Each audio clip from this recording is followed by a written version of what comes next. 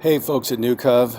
This is Sandy Brown, and I am sitting in our circular drive in this ridiculously large Adirondack chair and going to take another stab at the Thursday devotionals. So before I melt in the sun, why don't we go ahead and get at it?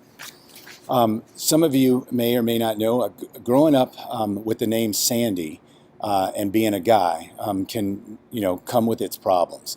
You get teased when you're younger, and people tell you that that's a girl's name and those sort of things. And that is actually my given name, Sandy Brown, with no middle name.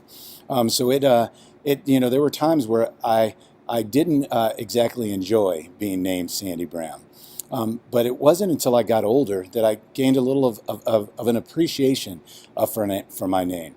I learned as I got older that Sandy was actually a form of Alexander, and Alexander, the name Alexander actually meant defender of men. And I started to take some pride in that name. I also, understood that my grandfather, who was a man that I respected greatly, and the only real father figure that I had, he named me Sandy. So, there began to be some pride in that name. And I didn't want to change it any longer, because when I was younger, there were often times where I thought, when I get old enough, I'm going to change my name to something more masculine. It's interesting because God changed the names of some people in the Bible as well. When they were turning points, they were points of emphasis within their life. And God said, you know what, you need a name change so that you can continue to go on and do my will and do great ministry for the Lord. One of them in particular was when the name Abram got changed to Abraham. We know that Abram, his name was changed in Genesis 17:5. Abram actually meant high father, but Abraham meant a father of a multitude, when God promised Abraham that he would be the father of a great nation. We also know that God changed Abraham's wife, Sarah. He changed her name. Her name was Sarai, meaning my princess, to Sarah, which means the mother of nations. And again, Genesis 17, verse 15.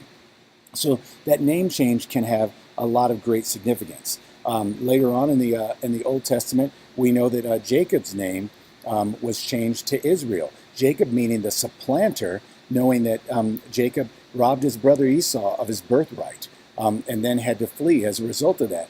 But God changed his name to Israel, meaning having great power with God in Genesis 32, chapter 28. And we know that, again, that those name changes with God's blessing can have great power about them. Later on in the New Testament, Jesus changed Simon's name. We know that Simon, when he first became a follower of Jesus Christ and a disciple, he went by Simon, which means God has heard. But he eventually changed Simon's name to Peter, meaning a rock, because Peter was the first disciple to identify Jesus as the Messiah in John 1, chapter 42. He said that you are the Messiah and the Son of the living God in Matthew chapter 16, verse 16.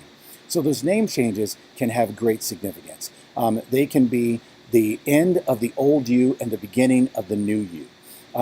When I discovered that Sandy Brown, that whole masculine and feminine thing, that had nothing to do with who I was as a man, but who I am as a child of God.